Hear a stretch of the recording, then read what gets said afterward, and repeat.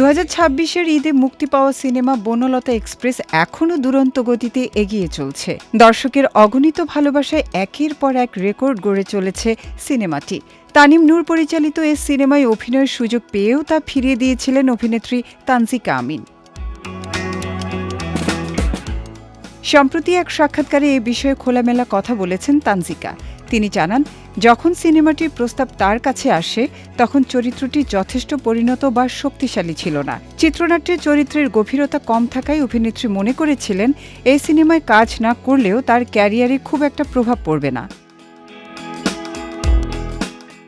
এই অভিনেত্রী আরও বলেন, আমাকে যখন সিনেমাটির জন্য প্রস্তাব দেয়া হয়েছিল তখন আমার চরিত্রটি সেভাবে বিস্তার লাভ করেনি, তাই মনে হয়েছিল সিনেমাটি আমি না করলেও কারো কোনো ক্ষতি হবে না।